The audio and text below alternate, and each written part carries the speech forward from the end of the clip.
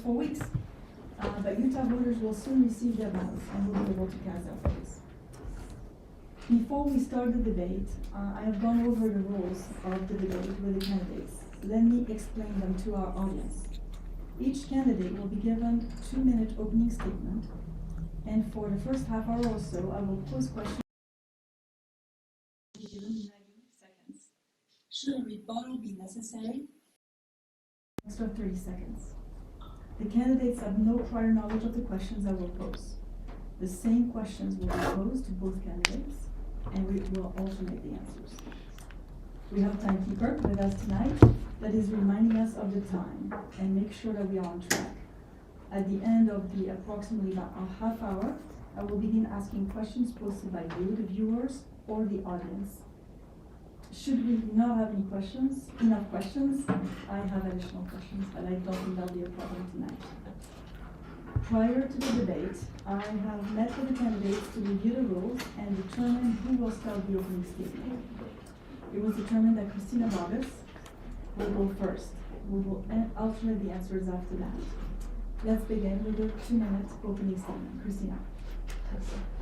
Thank you, Franz, and thanks for everyone to make this debate happen. Again, my name is Christina Boggess, and I would just like to start by saying that I am first and foremost a mother of 3 young boys. Of all the many letters that I have behind my name, and I have the privilege of adding behind my name, I think the 3 most important are M-O-M.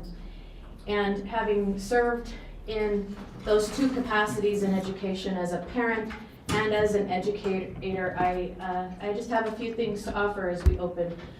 One is that I've served for 21 years. I've served in rural schools that serve fewer than 300 students. I've served in cluster model schools, potted designs, suburban and inner city schools. I have a deeply rooted understanding of almost every facet of the educational system. Broken down, I've served a decade at the secondary level and the same at the elementary level. I've served in Title I and focus schools as well as thriving top-tier institutions. I've been in the general education classroom in the elementary, and I've served in many capacities at the secondary level. I've experienced active school shooters and the aftermath of active school shooters, and I've also experienced first-place state trophies. I've experienced private tutoring and small group instruction to an ensemble of almost 200 students at a state competition. I've served on PBIS and MTSS committees, and I've been a teacher development trainer and mentor. I've been there. For 20 years, I've been there, and this world is vast. It's distinct, it's vast, and it's broad. And I believe that I am confident in stating that I've touched virtually every part of the educational sphere as a parent and as a teacher, because each of my 3 children had individual needs that had to be met, and the decisions had to be made to make those needs met. And so the point would be that I offer a voice that is sound, it's of reason, it offers a breadth of experience and the vast training needed to do this job well. So with that, my name is Christina Boggess. Thank you.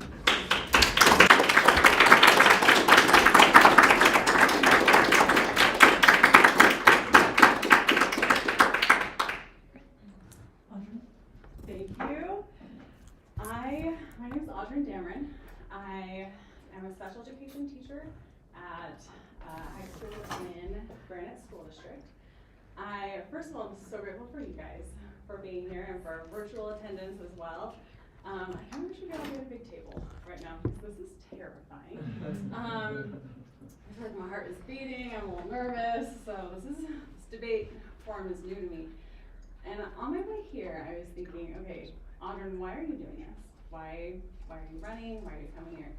And I was thinking about this morning when I swung by my school to hold an IEP with parents that did not make it before I went to my district training. And I have a student on my caseload. He was in my math classes. He has Marfan syndrome and a specific learning disability. And he's about 6'10", and he has his eyesight is going with this disease. And he came in and he said, Miss Damron, your message yesterday telling me I should have gone to class, I'm going to class today. I'm changing who I am. Here are my keys. And he gave me his car keys. This is a big deal because this kid really, really loves his car and he's been leaving in the middle of the day, which is not great. And I thought, yes, thank you. I wish I could be here all day to keep this going. But I am here today as a candidate for a state school board because of students like this. For the parent last year who I texted almost every single day to get her child to graduation, which was a team effort from everyone. And because I love teaching. It's the greatest gig around, and I'm thrilled to be here. So nervous, but very excited. And I look forward to this debate. Thank you. I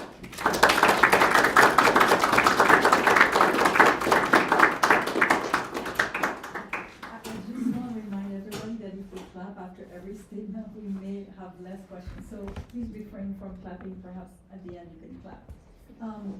First question for Audryn. You are both, for both of you, but starting with Audryn, you are both teachers. Would you please explain to our audience what you teach, what brought you to the teaching profession, and how your profession will be an asset at the school board? Great question. I do love that both of us are teachers. I did not want to be a teacher, actually. I was going to be a science major, genetics or something really fancy and way better than teaching. And then I ended up teaching swimming lessons the summer before I went to BYU. And I ended up being paired one-on-one with a little boy with autism, and he insisted on being called Spiral the Red Dragon, and he had a crush on every girl in the pool. And we mostly worked on social boundaries as compared to swimming lessons. But my boss at the end of that summer said, Audryn, what are you gonna do in college? And I said, oh, science or something. And she said, you should really think about special education. You're really good. And here we are, 12 years later, and I still love it, and I have plenty of student stories and students that I still connect with.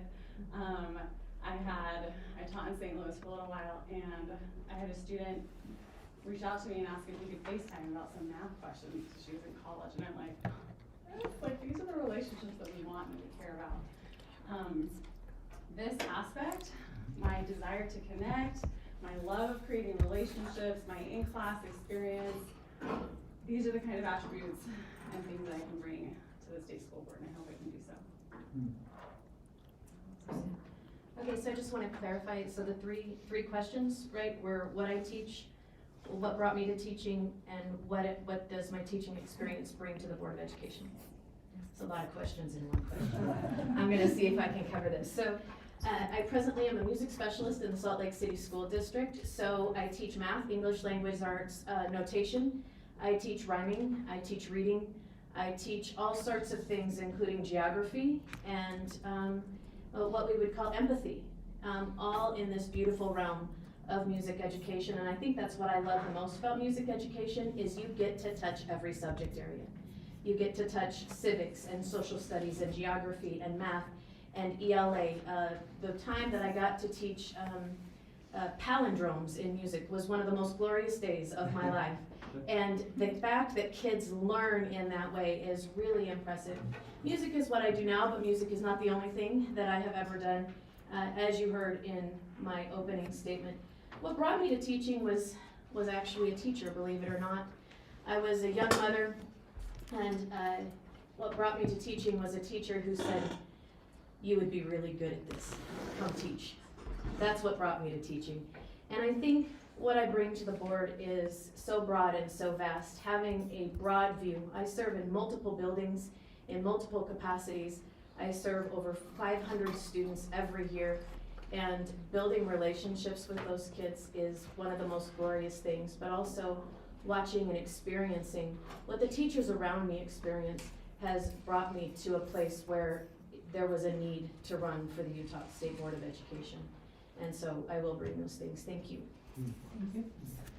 An estimated 96% of Utah children rely on public education, whether public schools or charter public schools. The other 4% are homeschooled or private schools. The Utah State Board of Education is given by the Utah Constitution the role of overseeing public education. Would you please share with our audience your commitment to public education, as well as your assessment of how well public education is going in Utah, both good and bad? We start with Christina.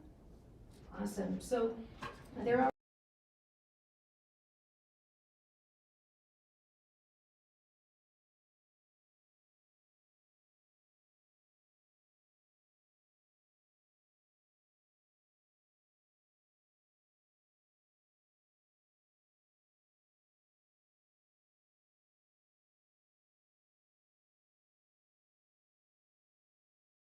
making decisions, not just for today, but we're making decisions for our posterity.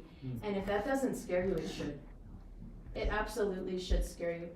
And I think that as we look at the assessment of public ed, we've got some things that we should celebrate. I think of very specifically 3 educators that I work with that I know have many similes throughout Utah, but they're extraordinary educators, and that's something to celebrate. They're people, when I say, you know who could teach you more about that, I'm gonna call so-and-so. That's something to celebrate. However, we do have issues with the outcomes of our educational system. Our proficiency scores were published just last week, and 44, 41, and 44% are our proficiency rates in language arts, math, and science. I think that a solution to that is our teacher retention, which now sits at 58%. And so we have lots of solutions, but one would be to lead from the top and to really address the public discourse in this state so that we can move forward positively. Thank you. I feel like I need to stand or sit. I'm so tall, I don't know what to do. Goals for public education. I appreciate a question bringing in public education, having worked in public schools, and I keep thinking about what comes next. Working in a high school, I'm often thinking about what are my students going to do after high school. And as a special education teacher, there's a part of an IEP called the transition plan. And we talk with parents, we talk with the student, we talk with other teachers, all the resources, and we ask, what are you going to do after high school and how can we help you get there? And I think about the same thing for elementary. How can we get them with a nice transition to middle school to high school to post-secondary life? And that focus on what comes next includes not just their academics, but those soft skills and hard skills. I am constantly working with my students to talk about communication. Like, we don't demand, okay, we're gonna go and have a great conversation. We have this need to create opportunity for our students. And so the goals I have would tie into what comes next and how can I create the best opportunities for our students. And so it's really creating that community with the resources that our students need to be successful. And that's what I would bring to the state school board. Thank you. May I offer a small just addition to that? So I think that we need to be concerned not just about resources, but about skills. When our students enter the workforce and they enter the world, if we are entering that space and unable to do grade level math, that puts them at a great disadvantage. And so without a solo and singular focus on academics first, I think that we're doing our students a disservice because they would then leave the system without the skills to engage the resources in front of them. Let's engage in a bit of magical realism. You are one of 15 board members, and 10 board members generally agree with you. In other words, you have the ability to meaningfully influence the state of Utah public education system for years to come. What would your 3 top priorities be? We start with Audryn. My 3 top priorities Yes. being on the state school board. Yes, let's just say that most of the board members agree with you, so you don't have to fight as much. So what would your top priorities be? Okay, so if I'm not fighting with several people. Okay, top priorities on the state school board. Again, I want to bring in that teamwork and collaboration and then stewardship. We want to make sure that our students have safe learning environments. I know that in order for me to teach my students, they have to enjoy my class or feel comfortable or safe walking in my door, coming into my school, and then I can make sure that they're actually, that they're learning, right? Our goal is to create lifelong learners in schools. So the first goal is definitely to make sure that that our students are feeling safe and comfortable. As a teacher who loves my teaching community, I also want to make sure we're addressing teacher retention and we're getting quality teachers and that they're staying, that they want to be here as teachers. I also want to focus on college and career.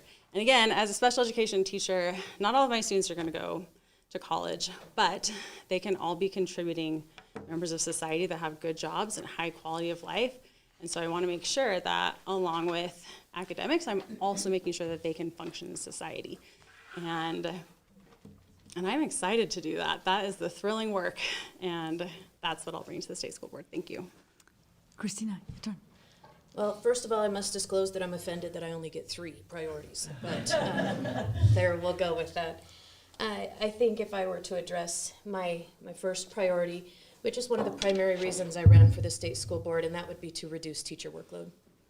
The work that our teachers have on their plates is daunting, it's too much, and it's unacceptable that our state board has not addressed it in a tangible way, in real time, that teachers feel on the front lines. It's unfortunate and it's irresponsible that that has not yet been done. I would bring to my priority list the streamlining of our education system to academic basics. We can't ignore soft skills, but when we elevate soft skills above academic skills, we've lost the battle and we've missed the mark. And then I think the third thing that I would focus on is transparency. And by transparency, I want to just note for the record that I'm not talking about curricular transparency. I'm talking about transparency within our state agency. And I want to make that statement very boldly. Our state agency claims transparency, but they're not really transparent. For example, I challenge you to go find the board agenda in fewer than 10 minutes. For example, for well over 6 months of 2021, the State Office of Education failed to produce written minutes of its meetings. They were not present on the USBE website until July of this year. Their meetings are 14 hours long. And I don't know about you, but that doesn't seem to me to be transparent to the public. And I think transparency from the state board down would be my third priority. Thank you. Thank you so much. I have a bit of a long question, but I think you'll enjoy it. Okay. A few years ago, the Utah State Board of Education created its vision for qualities that a graduate should possess or aim to possess, as I will describe them briefly for our audience. It's called the Portrait of the Graduate. I have the couple summary pages here. It outlines 20 competencies grouped in 3 areas: M for mastery, A for autonomy, and P for purpose. Some of the competencies are academic, others are not. It's inspirational in nature, but not always quantifiable. Among the competencies, I just chose 6, but there are 20. Academic mastery is 1. Civic, financial economic literacy, critical thinking, problem solving, collaboration and teamwork, honesty, integrity, responsibility, hard work, and resilience. There are others, you can find them. I will ask that they would be put in the chat. I should add that the Portrait of the Graduate of the USB is a model, and that does not have to be adopted by districts. You can find the URL. What is your opinion of the vision of the Portrait of the Graduate? I think we'll start with Christina. Right. Awesome, thank you. So the Portrait of a Graduate was an undertaking that I think we should all acknowledge the effort that went into that.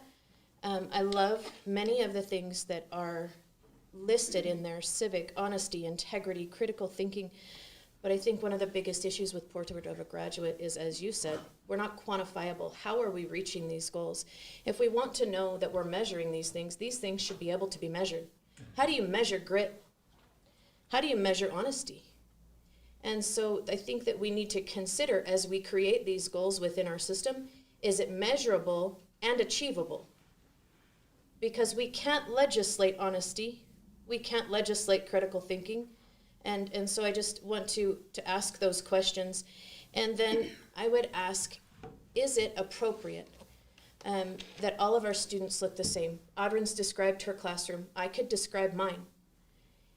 But the reality is our students are different. They come from different backgrounds and experiences. They come with different gifts. They come with different inclinations. And the idea that every single child should be like a cookie cutter coming out, I think we're missing the mark in education if we can't measure it And if we are not in a place where we can actually achieve it, well, tapping into a student's asset and springboarding those into a place of success for the individual child as opposed to the group as a whole. Audryn, your turn. Thank you. I really like Portrait of the Graduate. I have looked into it. I'm a part of a group called the Utah Teacher Fellows that's working on teacher leadership. And we talked about the Portrait of a Graduate. And I love this idea that we're focusing on academics and also recognizing and acknowledging that we've got to prepare our students and our kids for what comes after high school. And so I like that it has both the academic focuses, but, financial literacy was on there, and civics. I would love for my students to get more involved in civics and knowing, what they get to do as a citizen. And so this focus is fantastic. I went to Granite Board of Education, Granite's board meeting last week, and heard a little bit about what Granite School District is doing with their Granite portrait.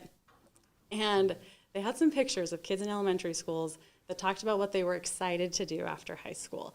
And one kid, there's this beaming picture, and he said his parents were his hero, and he really wanted to be a doctor later. And this was the idea coming from Portrait of a Graduate, is that we're taking a plan at the beginning, and we're seeing it all the way through. And I'm excited to see what we do with it. I think we're still looking into it, and I'm thrilled. And thank you. Next question. Our state tests math, science, English. We often hear that we spend too much time testing our students. Some parents opt out of testing on these basic academic subjects. With many parents opting out, they're opting their students out. Are the testing reliable? Are they necessary? Are they superfluous? And what testing, if any, would you recommend requiring, keeping, and eliminating? And we're starting with Audryn. Wonderful. Again, I can go off of my experience as a special education teacher. When I'm determining if a student has a disability, I compare where they are compared to their general education peers. And that requires data and testing. And I really appreciate my math department at my school because, first of all, they invited this special education teacher to be part of their teams on Microsoft, so I know everything that's happening with the math department. And they asked, what should we do about our benchmarks this year? And I loved it because our district kind of gave them some leeway, and so my math department was deciding what should we do with this testing. And I was able to say, hey, a little plug for SPED over here. We have to have certain tests in order to compare our students to students without disabilities and see where they're at. I think data is really important, and it helps us get a picture. It's not the only data, but having those quarterly or semester benchmarks, having the state testing at the end of the year, that kind of stuff is really important for education and really important, at least for my piece, where we are qualifying kids and seeing what they need. So I think testing and getting good data, and just that, we don't need to overtest, is critical, and I think that's something definitely to address on the state school board level. Thanks. Christina, your turn. So if I have your question correct, are we over testing our kids? Does the opt-out make it unreliable, and are they superfluous? Yes, That's your and three which questions? one would you, so if you could, which one would you keep, require, right? Mm-hmm. Which one would you just keep and people could opt out, and which one would you eliminate, all told? Okay, so that's awesome. So the overarching test in Utah is the RISE. There's many other tests, everything from Acadians to Dibbles to there's so many. I think there's 20 on the state opt-out form. So we have lots of tests. The fact that I cannot articulate them all in this moment is actually evidence that there might be too many tests that are asserted in Utah. I would argue that the opt-out rate has not yet reached the threshold set by the U.S. Department of Education, and as such, because our data is of the students that took the test, the average is this, I would call that data reliable within the scope that it is gathered. Once we start to worry about unreliable data, it's when we reach that 5% threshold and then the zeros start to kick in and that will affect our data. So that would be my assertion there. I do think there are too many assessments. I do work in a building where if added all together, if you bookend the time they spend assessing kids, you're at 4 full school weeks out of the year. And to me, that's a lot of lost instructional time that our teachers could be spent building relationships. They could be spent issuing instruction. They could be spent doing so many things when instead they are assessing. And if you think about 4 full school weeks, we start school in late August and we end in mid-June. Can you imagine what that would do to your school year? And so I would offer that assessments also would be something that are a huge stressor to our educators. And I would love to see our educators under less stress every day, all the time. Thank you. Thank you so much. It was an accident, I promise. So Christina, you talked about the testing score, and I have a question on that, so I'm happy to continue that conversation. Our proficiency rates, I will say, are abysmal. That's the word I will use. For the school year 2021, the overall rates combined were 44% in language art, 44% in science, and 41% in math, the same that you described. And yet, in 2021, the 4-year cohort of high school graduation rate was 88.1%. And it was stable from the prior year at same rate. Finally, the Utah ACT scores are now higher than our national average. It's 20.6%. 20.6. How do you explain the discrepancy between proficiency rates and graduation rates? Are we doing poorly? Are we doing, quote, sufficiently well? And what would you do as a state school board member to improve proficiency test scores? So I think we start with Christina, and then we'll go with Audryn. I have to pick on you, Franz. You have like 7 questions in every question. I am so sorry. It's all good. There's just so much to cover, right? It's all good. There is so much to cover. So I think the answer to your question is these are good questions. How is it that we have a 41% proficiency rate in one of our 3 primary subject areas, yet our graduation rate is 88%? How can those 2 be true at the same time? Could it be, and I'm asking a question, could it be that we are graduating kids without the skill set to function in the real world? Could it be? And that is something that we absolutely, as a state board, have to investigate. We have to investigate that, and that would be one of the things that I would take on as a state board member, is investigating how we have the dichotomy of data that come in conflict with one another. They both cannot simultaneously be true. And so we need to address that. I would offer that our ACT test score, while above the national average, is still at less than 2/3 of the top scores. If your top score is up there, you're still you're still down there, and I would love to see that rise at least 6 to 8 points on a state average level. When the best and brightest are taking that assessment, I would love to see that score rise, and I think the way to address that is by streamlining Utah education to an academic focus. And like I said, we cannot ignore soft skills, but we cannot neglect academics and elevate soft skills, because our kids graduate without the academic skill set to function in the real world, to shop, to determine whether or not they're getting a great deal at 20% off. These things are important things, and we need to address it. Thank you. Thank you. Audryn, your turn. I really like this question, actually. I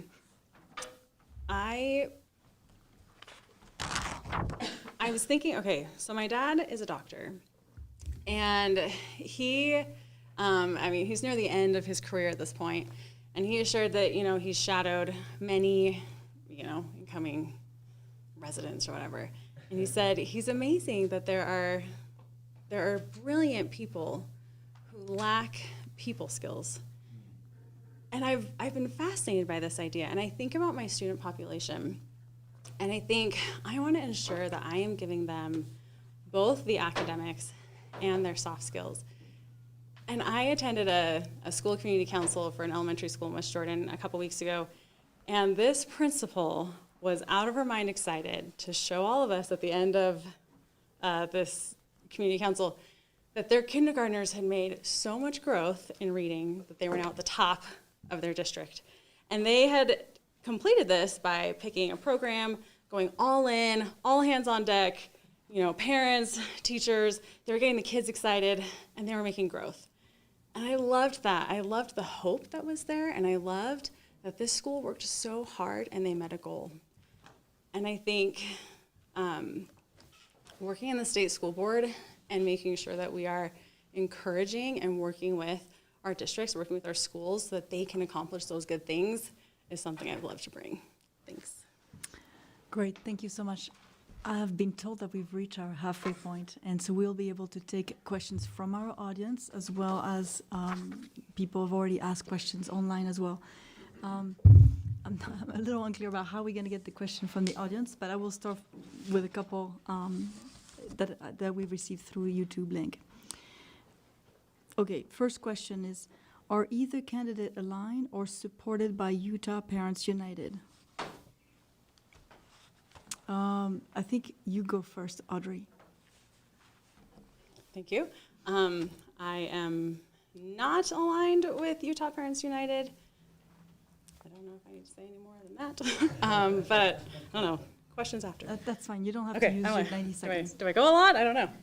So I am not endorsed by Utah Parents United, and I would go so far as to say I stand as an individual on my policy positions, and I would assert that part of the reason that I'm not supported by Utah Parents United is because I digress in policy positions with them in enough capacities that it would warrant that.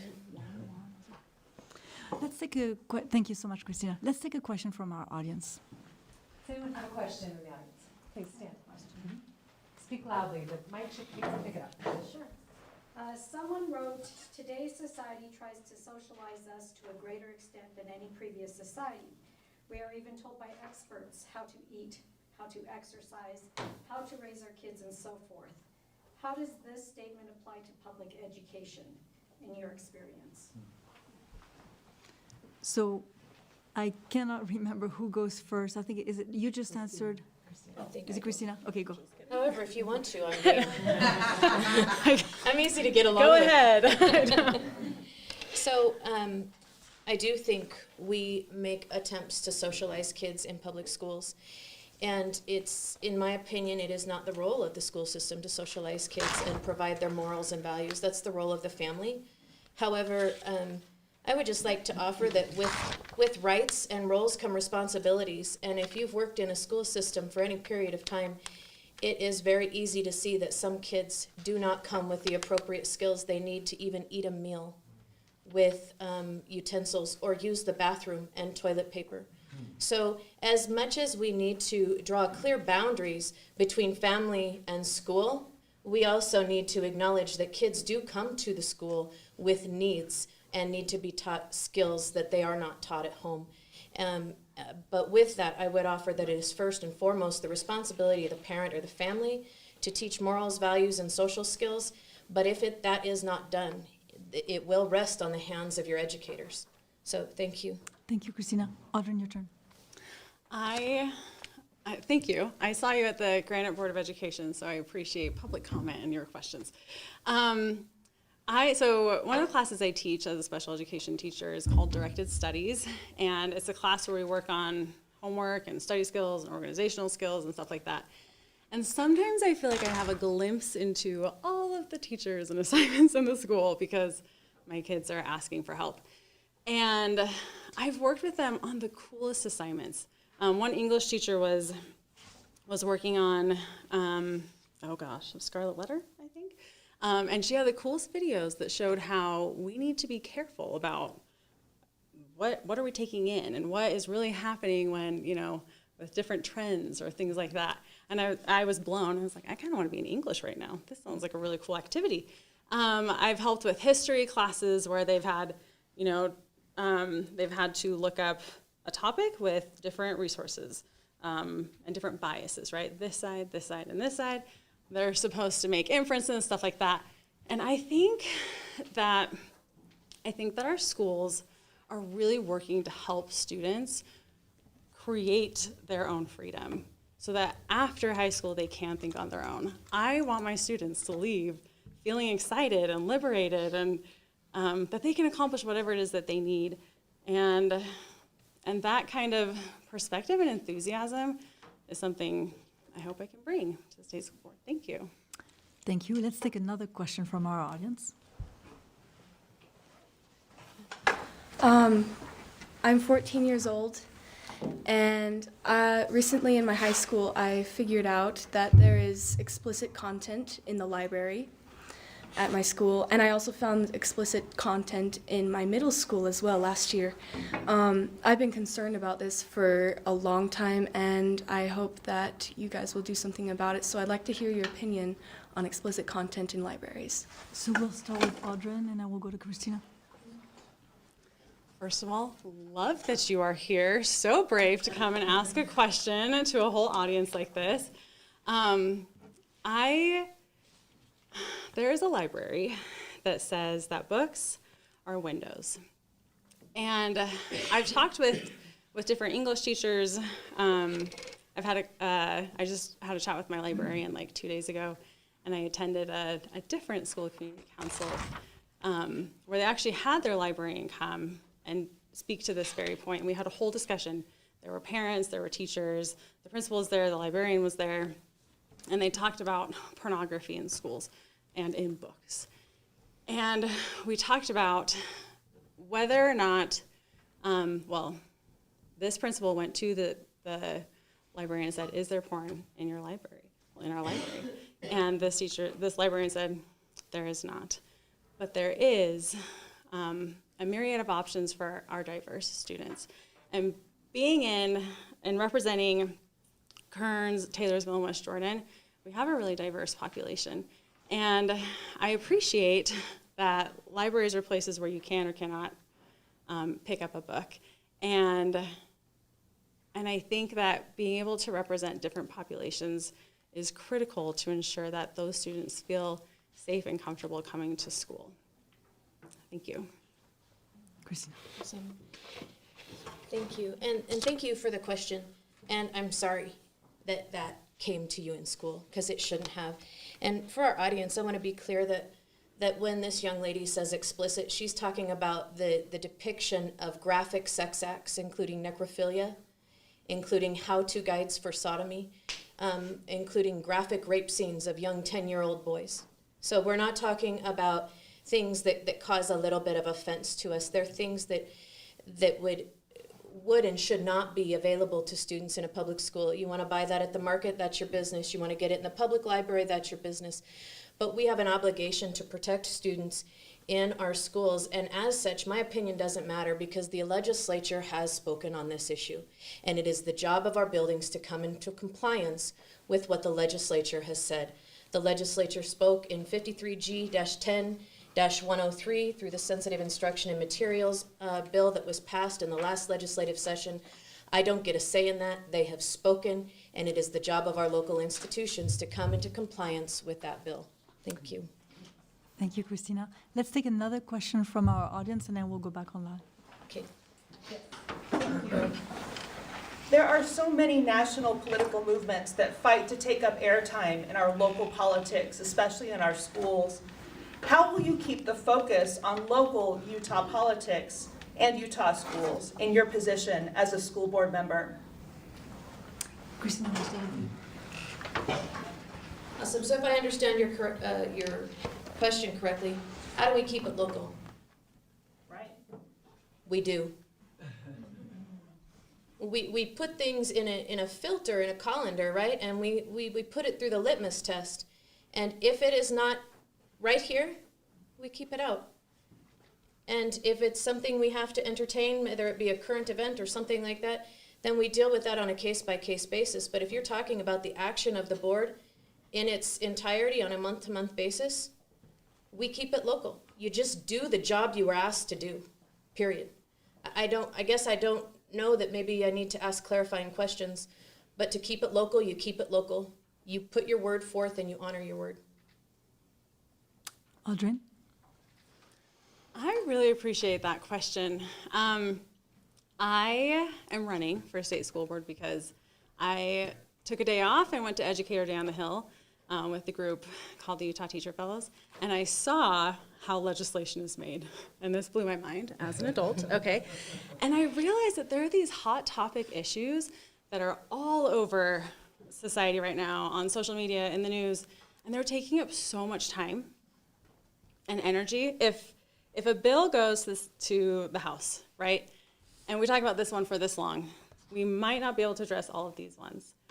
And that means that we might not be able to address things like, how can we improve academics, or how can we make sure that our students that are homeless are getting their needs met. One of my students last week said, my mom just got an eviction notice. I really want to come to school on Monday, but I don't know if I can because I have to help pack. My heart, my teacher heart. I want to make sure that if I'm on the state school board, that we are addressing the issues that will directly impact our students in their schools right now, so that we can take care of bigger issues. Thank you. Thank you. So let's take an online question. They're being fed to me. So Audryn, we'll start with you. Why do the candidates, feel student health surveys are important to mitigate mental health and student safety in school setting?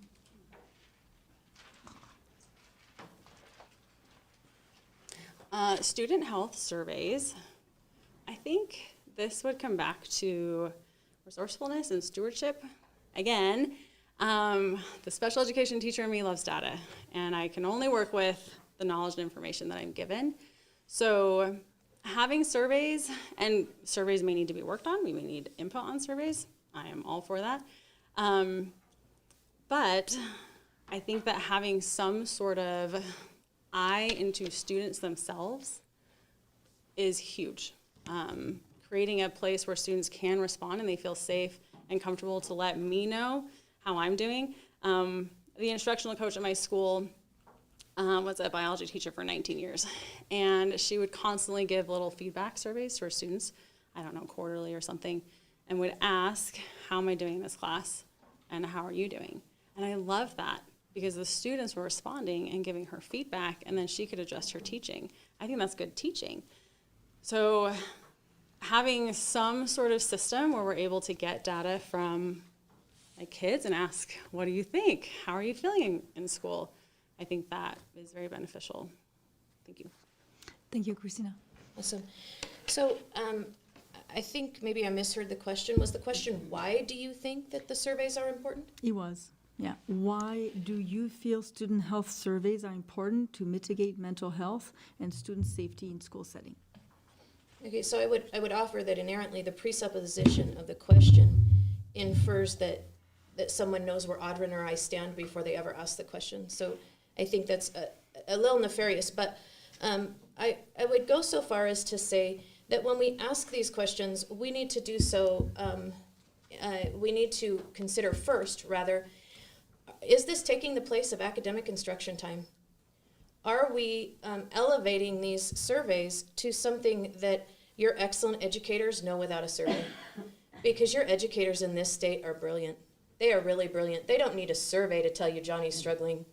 They don't need a survey to tell you that Nevaeh might have gotten into a fight last night because she has a bruise on her chin.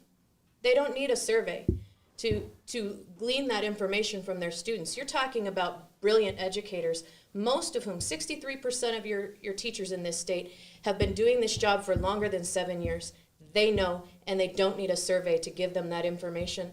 I would also offer that when it comes to these surveys, are they appropriate or are they invasive to the family? Do they violate the Fourth Amendment to the United States Constitution? I would ask, are they quality? Are they integrity? Are they too long? Is a 45-minute mental health survey for a 6th grader too long? Because I would offer that it is too long. And I think that when we come to these questions about mental health surveys, I would also ask the question, is that the reason we send our kids to school? Do we send our kids to school to take mental health surveys? Because I send my kids to school to learn reading, writing, math, geography, civics. I don't send them to school to be queried on their mental health status. Thank you. Thank you. May I? Rebuttal? I don't know how to. I have so there's a student on my caseload who has a lot of trauma in her background. She's from African descent and told me once that she's trying to figure out how to be like a student right now with her parents who are really pushing tribal culture, which, I mean, that's your right. I know that sometimes she's not going to tell me directly because she barely talks in my class. And so having an opportunity to share otherwise could be beneficial. Never bet. Sure. So my understanding is all the information on these surveys is de-identified, so taking them wouldn't help Audryn in that situation at all. Thank you. You're welcome. Let's take another question from our audience. Yes. I'm increasingly concerned about the huge amount of data that is being collected on my kids, and I'm wondering what you think the role of the state board is in protecting my child as they go forward into the rest of their academic career, into the workplace, to protect their data at such a tender and crucial age that they're at. Christina, we start with you. Awesome. So, ma'am, I would tell you that FERPA will not do that for you. And so, ergo, the state board probably cannot do that for you until such time that we address FERPA at a national level and thus address UFERPA at a state level. Because there's a lot of data sharing and, for example, the SHARP survey, schools get paid money to administer that survey. And the fact that they get paid money to administer that survey should tell you that your child's data is worth cold hard cash to somebody. And your school is selling their data to that company by accepting that cash. So I would argue, A, are we elevating the income of that cash above our academics? And is that the appropriate role of schools? Is it why we send our kids to school? And I would argue that the board needs to come under and secure the spirit and intent of the Fourth Amendment to the United States Constitution. It's imperative, and it needs to be done in this state because it hasn't been done. We need to come under and adhere to Utah code, and we must honor and respect the proper roles of family and school and not blur those boundaries. And much of the data that's being collected from our kids is being collected in a way that's in contravention to Utah code. And I think the state school board needs to put an end to that. Thank you. Audryn. Thank you again for your question. So whenever I start an IEP meeting, first I have to give out procedural safeguards, which outlines your rights as a child, as a parent of a child with a disability. And those rights include confidentiality. I think schools are very practiced in making sure that student info is not given out. I don't, as a special education teacher, I have to be so careful with the information that I gather and collect, and I have to make sure that I am meeting the needs of the parent and the child to ensure that their information is protected. It is not my right to disclose anything about you, your child, their child's disability, etc. We all have a role in ensuring that our students feel safe, that our parents feel comfortable having their child at school. And if I'm elected to the state school board, I would very seriously consider making sure that your student feels safe and that you feel comfortable and safe having your student in our Utah schools. May I? Yes, go ahead. So I would just offer that I'm not certain that's what the question asker was asking about, because the data in an IEP meeting is very different from the data that's collected through I was talking about the Chromebooks and things like that. yeah, the internet use, the data that comes when your child uses an electronic device, and then student use of those electronic devices, and everything from their web history to how long they were on a web page is then gifted to the company that gifted that electronic device. And that to me is very concerning. Thank you, Christina. Thank you. So we have a few more minutes. I think we have potentially the time for 2 more questions Okay. and then closing statements. I'll take a question from online and then another question from the audience. What is the biggest obstacle facing minority students? And I think we will start with Christina. Well, I'm talking a lot. Sorry, sister. I think, in my opinion, the biggest struggle facing minority students is high expectations. I think we expect far too little of our minority students, and I think that we should view any and every student that walks through that building door with an asset-based mindset, and we should really look at how we can springboard every single asset they have into exceptional learning, exceptional success, exceptional scores on assessments, and we tap into their assets and we springboard that into helping them reach for the stars and not for excuses. And when we discuss this, there's one person that's out in the ether in Utah that talks about the bigotry of low expectations. And I think that in Utah schools, one of the biggest things facing our minority students is the bigotry of low expectations. And I would like to see us get rid of that and produce an asset-based mindset that helps us springboard every single Utah student into the stratosphere. Thank you. Thank you, and I did make a mistake. It would have been Audrey's turn, but I think we'll. It's go okay, ahead. we get along, we'll shake on it. My apologies. Whoever gave that question, I appreciate that, especially in this district. Kearns just became the second minority majority in our state. I have a student who, she struggled with getting to class, okay? She was a little sassy with her teachers. She would fight back. She didn't really want to go to class. She meant well. Fantastic student. I loved her from the beginning. But some teachers would be like, ooh, it's kind of a lot.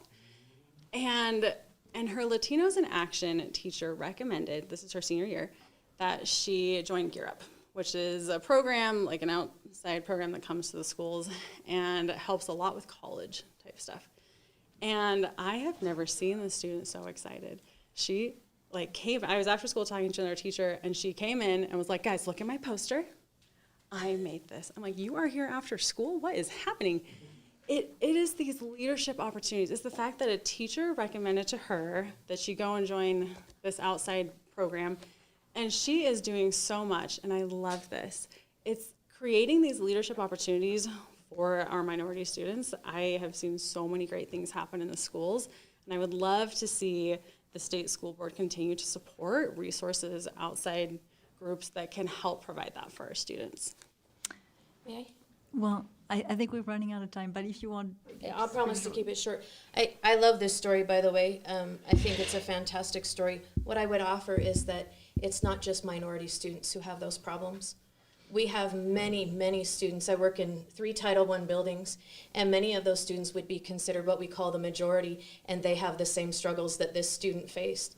And I would offer that as a state school board, we need to have these programs in place for every single child with that issue. And when we start to put boxes around kids, we start to divide instead of unify. And there's many students that need those services. I really want to go a little longer than a couple. I want to take a couple extra minutes, take one question from the audience.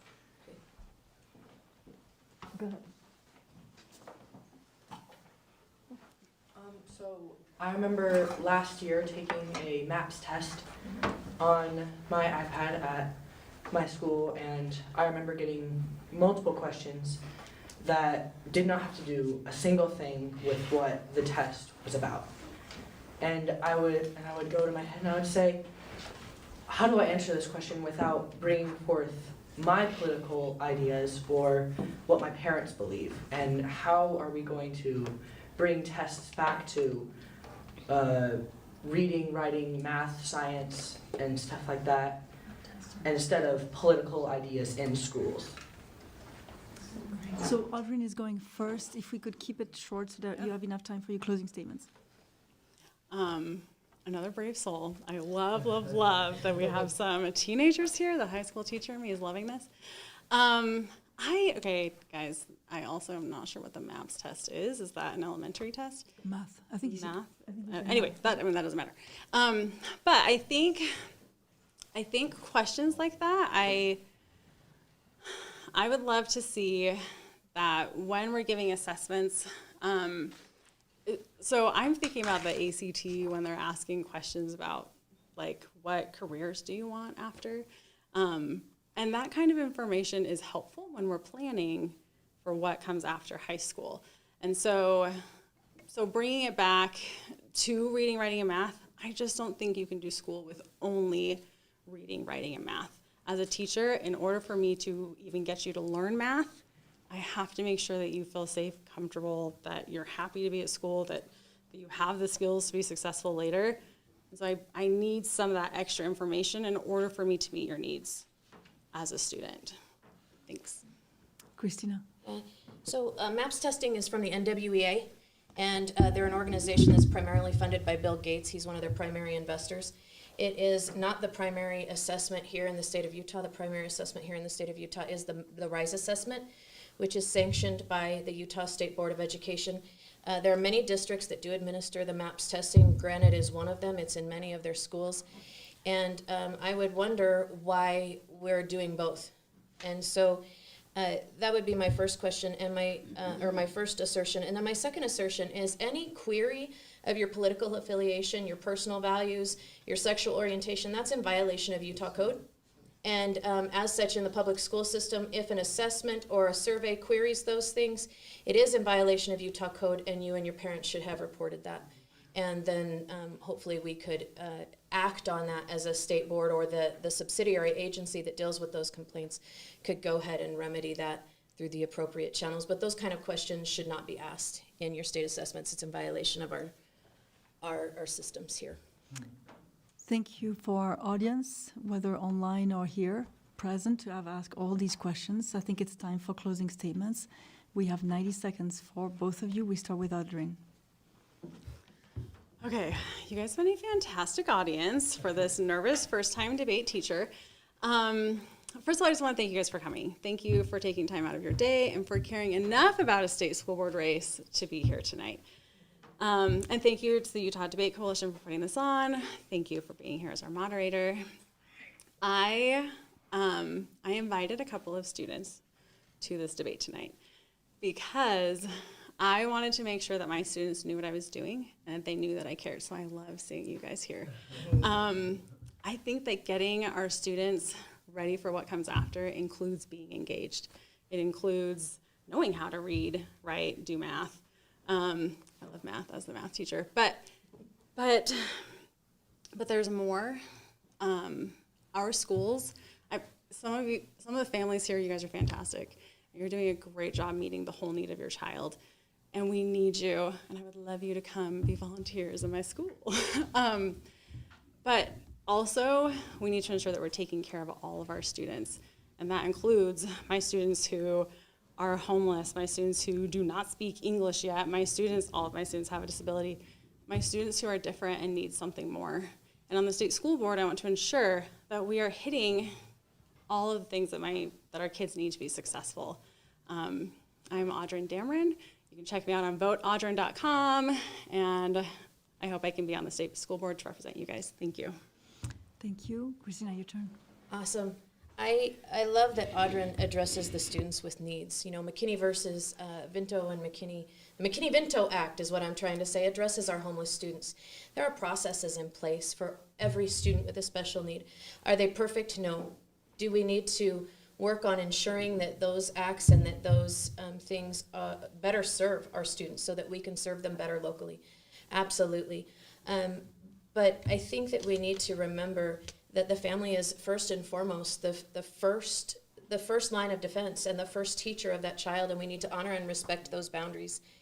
And I've seen some things in the state school board over the past few years that cause me some concern. And one is that I feel like we are in grave need of members that care more about defending truth and preserving liberty than they do about appeasing activists. And by that I mean we really need a school board that is there for kids. They're there for kids. And then ultimately, I would love to say we need a school board that is going to move to reduce redundancy, complexity, and dysfunction in our system to reduce the workload of our educators. I don't know if you caught the teacher voice right there. To reduce the workload of our educators. There is too much on their plate. And the state school board is long since derelict in their duty to reduce the workload of the educators in this state, yet we wonder why they're leaving in droves. And so I would offer that with that, my name is Christina Boggess, and I would respectfully ask for your vote for the Utah State Board of Education in District 8. Thank you.